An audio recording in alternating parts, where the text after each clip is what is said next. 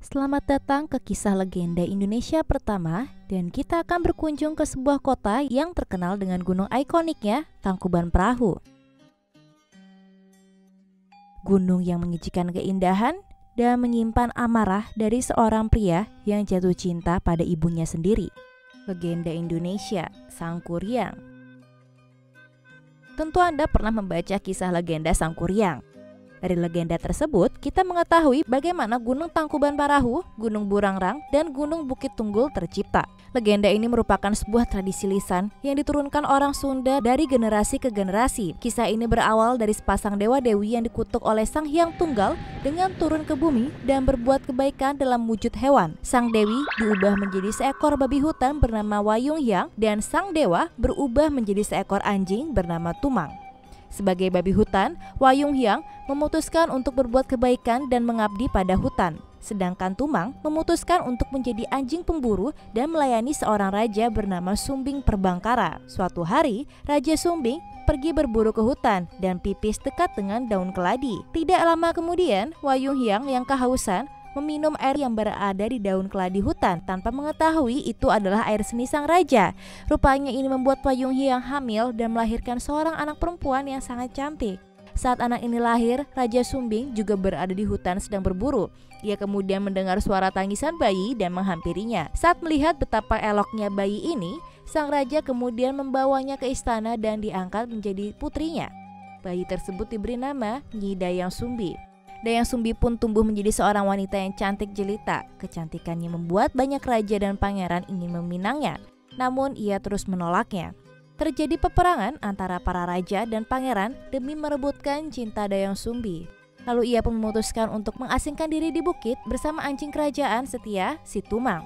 Suatu hari saat Dayang Sumbi sedang menenun kain, salah satu tongkat tenunnya jatuh ke bawah dangau. Karena malas mengambil, Dayang Sumbi berucap, "Siapapun yang mau mengambilkan tongkatku, jika wanita akan kujadikan saudaraku, dan jika pria akan kujadikan suamiku."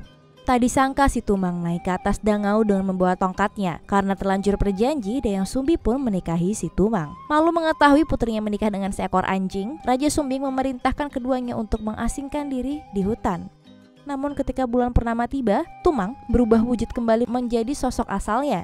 Dari situlah Dayang Sumbi mengetahui bahwa Tumang adalah jelmaan dewa. Tumang dan Dayang Sumbi pun hidup bahagia dan dikaruniai seorang putra yang diberi nama Sangkuriang. Sangkuriang tumbuh menjadi anak yang tangkas dan mahir memanah. Suatu hari, ibunya ingin berbuka puasa dengan memakan jantung.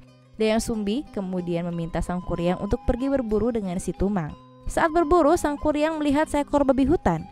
Si Tumang menyadari bahwa babi hutan tersebut adalah Wayung Hyang, nenek Sangkuriang. Tumang pun menyalak dengan kencang untuk mengusir Wayung Hyang saat Sangkuriang membidikkan panahnya pada babi hutan tersebut, tapi meleset. Karena Wayung Hyang segera lari menjauh, Sangkuriang memerintahkan Tumang untuk mengejar babi tersebut, namun Tumang menolak perintah Sangkuriang. Sangkuriang marah pada Tumang dan membidikkan panahnya ke arah Tumang. Ia kemudian membawa jantung Tumang kepada ibunya. Saat mengetahui bahwa Sangkuriang membunuh ayahnya sendiri, Dayang Sumbi marah besar dan memukul kepala Sangkuriang dengan centong nasi hingga Sangkuriang terluka di dahinya. Sangkuriang kebingungan kenapa ibunya bisa semarah itu, karena ia tidak tahu bahwa Tumang adalah ayahnya. Sangkuriang pun pergi dari rumah dan tidak pernah kembali. Sangkuriang tumbuh menjadi pemuda yang tampan dan kuat. Selama bertahun-tahun ia mengembara, tanpa disadari ia kembali ke tempat kelahirannya. Sementara itu, Dayang Sumbi semenjak ditinggalkan putranya menjalankan tapa dan hanya memakan sayur-sayuran, sehingga membuat ia tetap cantik dan awet muda. Suatu hari di hutan, Sangkuriang melihat Dayang Sumbi dan terpesona dengan kecantikannya. Ia tidak ingat kalau Dayang Sumbi adalah ibunya sendiri. Sangkuriang pun jatuh cinta pada Dayang Sumbi dan mendekatinya. Dayang Sumbi yang tidak mengenali anaknya membalas perasaan Sangkuriang.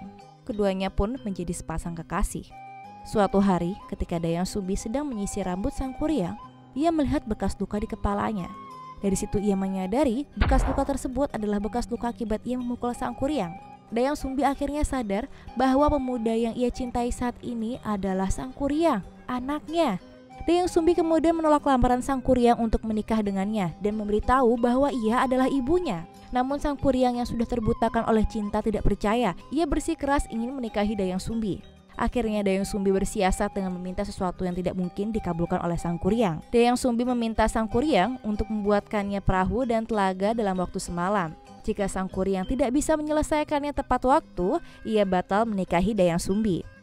Sang Kuryang menyanggupi permintaan Dayang Sumbi. Dengan kesaktiannya, Sang Kuryang meminta bantuan para jin untuk membuat sebuah perahu raksasa dan telaga. Semalaman ia membuat perahu yang terbuat dari pohon besar. Cabang dan ranting dari pohon besar tersebut menjadi tumpukan yang di kemudian hari berubah menjadi Gunung Burangrang. Tunggul pohon tersebut juga kemudian berubah menjadi Gunung Bukit Tunggul. Melihat pekerjaan Sang Kuryang akan segera selesai, Dayang Sumbi kemudian memohon kepada Sang Hyang Tunggal agar terhambat. Dayang Sumbi kemudian membentangkan kain putih hasil tenunannya, Boeh Larang, di atas bukit timur sehingga kain putih tersebut tampak seperti langit fajar yang bercahaya. Mengira matahari akan terbit, jin-jin kembali ke alamnya sebelum pekerjaan mereka selesai. Gagal memenuhi persyaratan yang diberikan Dayang Sumbi, Sang Kuryang pun marah besar. Perahu yang sudah susah payah dibuat, ia tendang hingga terbalik. Perahu yang jatuh tertelungkup itu kemudian menjelma menjadi sebuah gunung yang saat ini dikenal dengan Gunung Tangkuban Perahu. Tidak terima dengan kekalahannya, Sang Kuryang terus mengejar Dayang Sumbi. Saat melarikan diri, Dayang Sumbi memohon pertolongan pada Sang Hyang Tunggal. Sampai akhirnya di sebuah bukit, Dayang Sumbi menghilang dan menjelma menjadi sebuah bunga, yakni bunga jaksi.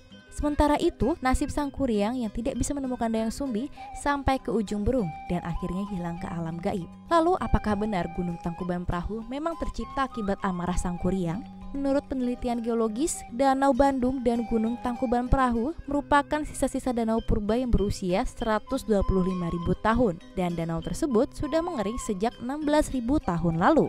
Gunung Tangkuban Perahu tercipta dari dua letusan gunung Sunda purba sejak 105.000 dan 55.000 hingga 50.000 tahun yang lalu. Letusan ini menciptakan Gunung Tangkuban Perahu, Gunung Burangrang, dan Gunung Bukit Tunggul.